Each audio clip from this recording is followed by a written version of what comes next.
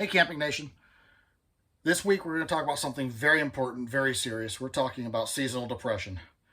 Thousands of people suffer from this, hundreds of thousands even, and it's the time of year where you winterize your camper and you can't use it until spring.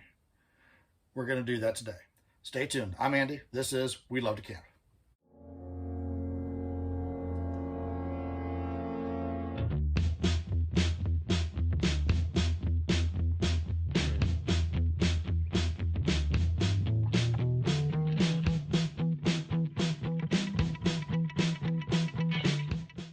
Okay, so welcome back.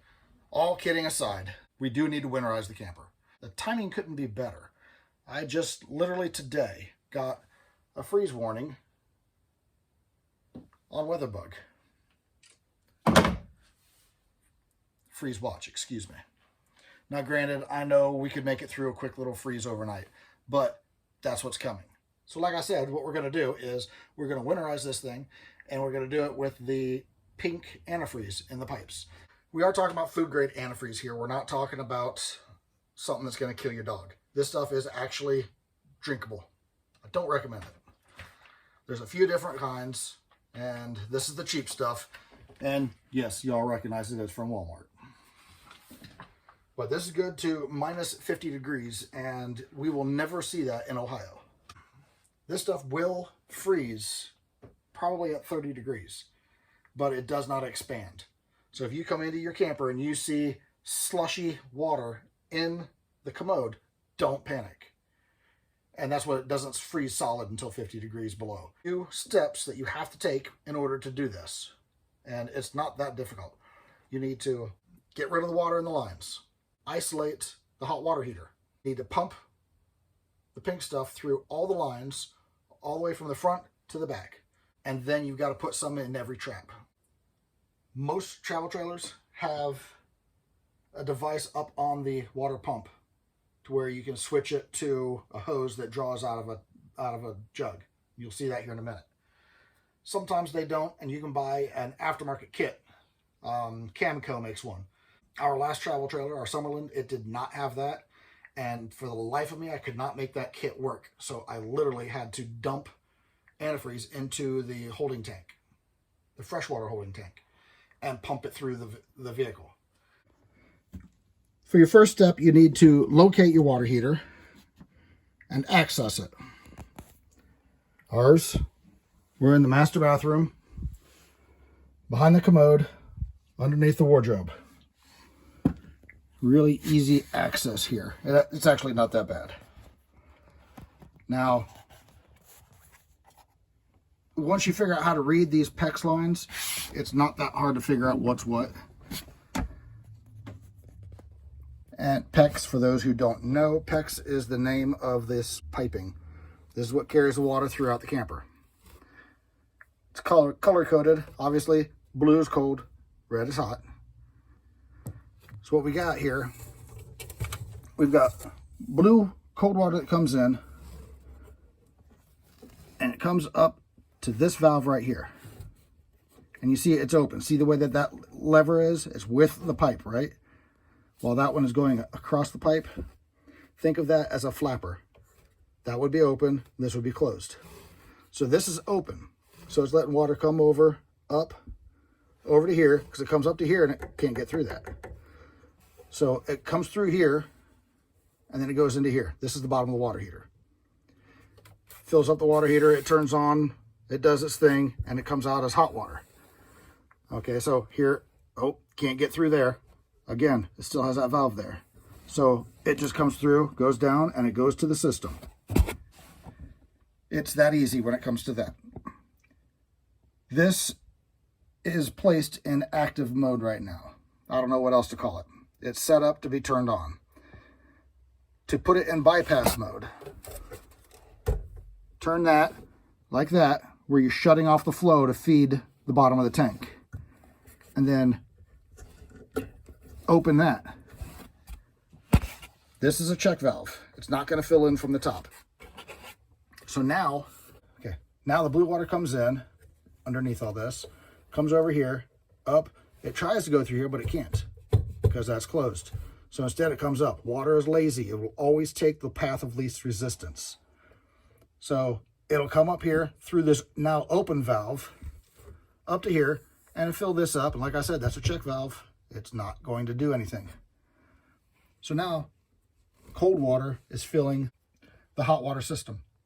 You'll want to go out front, outside, and open it up and make sure it's empty. So now the hot water heater is taken care of. It's done, it's in bypass mode, and I don't have to do anything to it for the rest of the year.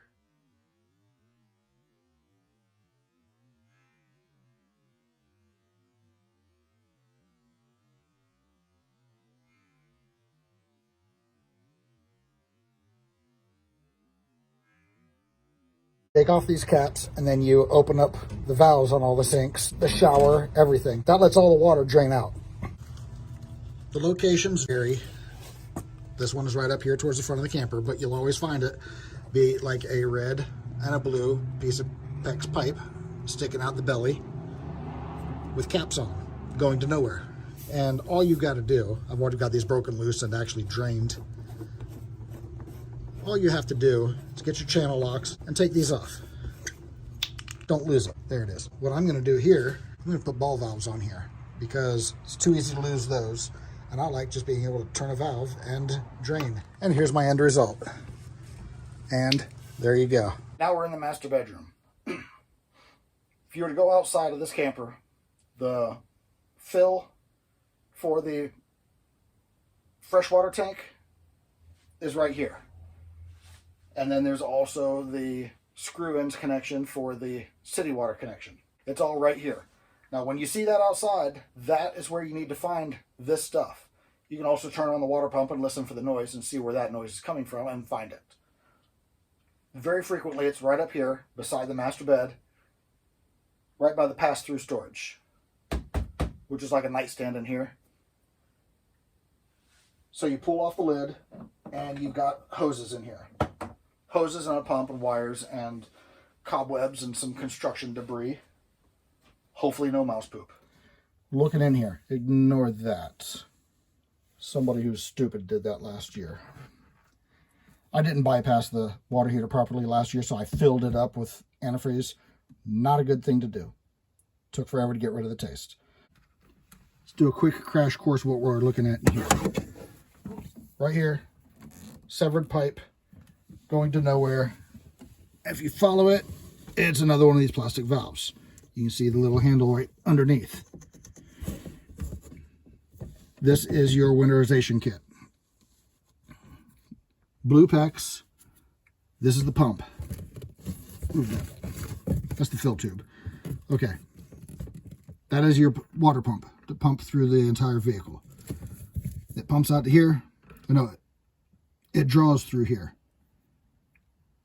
This goes down into the freshwater tank down here. And when you turn on the pipe, it draws in through here, inside here, and then out this side, up and over, down underneath, and then it goes through to the system.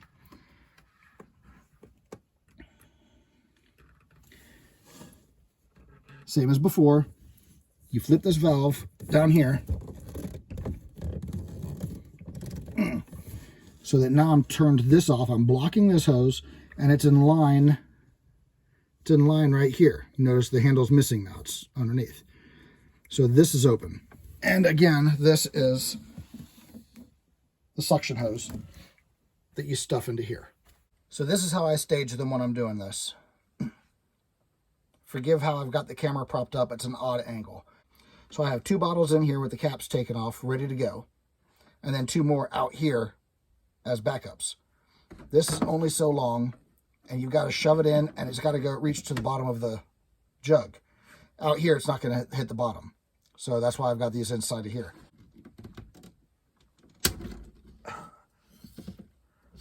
Just shove it in there, and then you go and turn on the water pump, and you start bleeding the lines.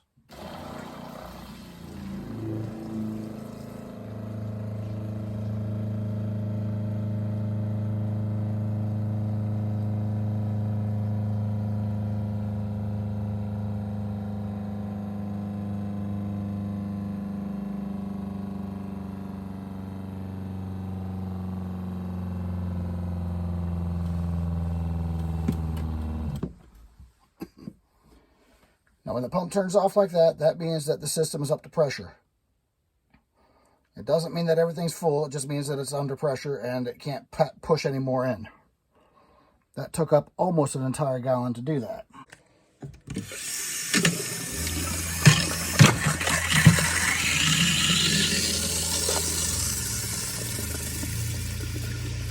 See how that's clear? No foam? That's done on the cold side.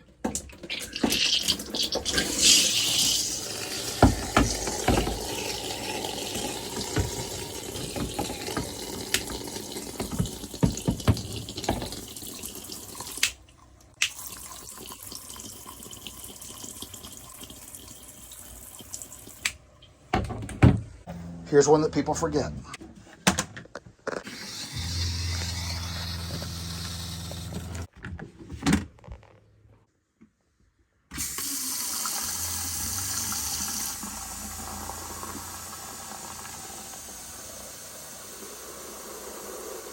Now you notice so far all we've done is the cold. I like doing it that way, where you do one side of the system, do it complete, and then you finish it with the second. Also, work from one end of the trailer, the bathroom, then into here. Then we're going to go back into the other bathroom and get that one taken care of.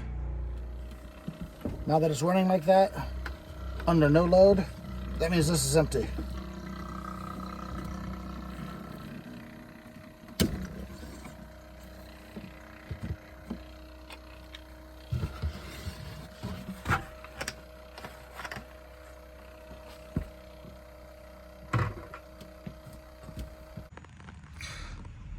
Now the reason that I've been doing this methodically from front to back, there is a reason. This outdoor kitchen, the drain, it does not go to a tank. All this drain does is go straight to the discharge. So there's only 5 foot of pipe, and that's all the water to hold. So if I want to conserve that space, I need to have pink stuff all the way back to that bathroom. And then I can open this up and only have a little bit of water and go straight to pink stuff. Also, something not to forget, if you have an outdoor shower or garden sprayer like we have, you've got to get that too. The outdoor shower will get you every time because nobody ever uses those. And I'm actually going to spray that first. That way I get pink stuff going from that bathroom straight through to the sprayer. Then all I got to worry about is pipe from here to here.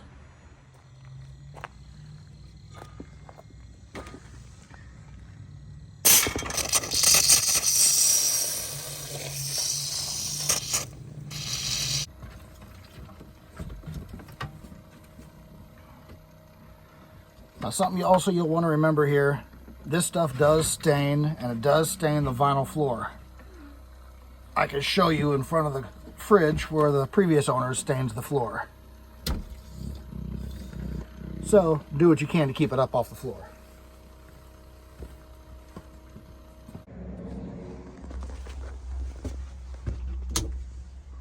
It's a small room, very hard to video in.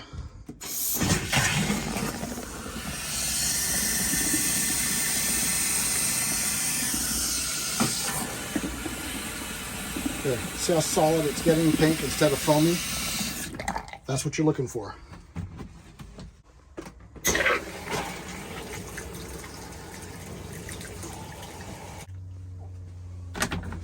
And now we're starting back up here again. We're going to do the hot water and hot water, hot water, and then the bathroom out there, hot water, and the kitchen out there.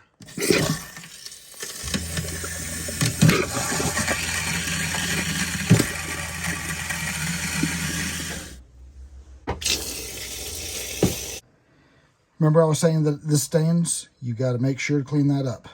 That will stain. Pro tip. I'm not a pro. You're going to want to put antifreeze in the traps, right? So when I bled the cold, I bled it onto this basin. Now I'm going to get some antifreeze into that basin.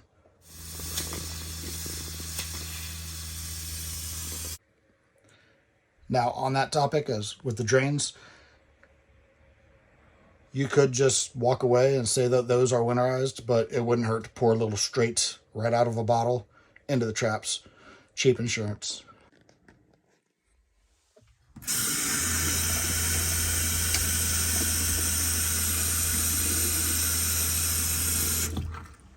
It's a beautiful thing.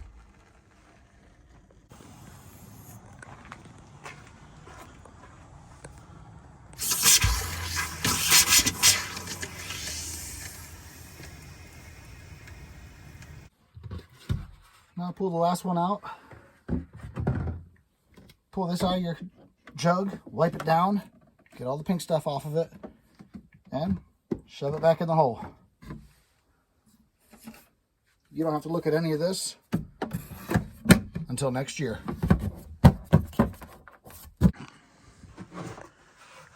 What little bit is left in each jug after sucking it all out into the pump, that's what I use to make sure the traps are all filled.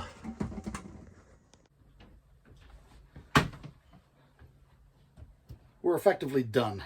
The pipes are full of pink stuff, the traps are full of pink stuff, and there's pink stuff in the tanks. Now's the details. Wipe up that pink stuff. Wipe it up out of there. You can leave this stuff in the toilet. Some reason it doesn't stain, and they're nasty anyways. You want to keep that seal wet-ish, frozen-ish. The same thing in the sinks through the rest of the camper. Just wipe it down. You can rinse it if you want, but I say just wipe it down. Don't put any more water into the system than you have to, because then you're diluting it. And then you're done. You don't need to watch me finish wiping out sinks. Now here's where the other details come in. You're done, you're protected, but there's more to do. That's all I'm covering. You need to go through and anything that's food, edible, Kool-Aid packets, anything that's not sealed in a can pretty much needs to get out of here. Mice love that stuff. And then they poop all over the place and chew everything up. Not good. So you need to go ahead and clean all that up. You need to pack up everything to where you want to keep it, however you want to do it. But the winterization part is done. That's going to be it for this week. As always, if I forgot something, if I left something out, or if I'm wrong on something, please put it in the comments. Visit us on Facebook. Like, subscribe, follow, comment, all that good stuff. It's getting too cold to see you in the campgrounds, so we'll see you in the comments. Have a nice week.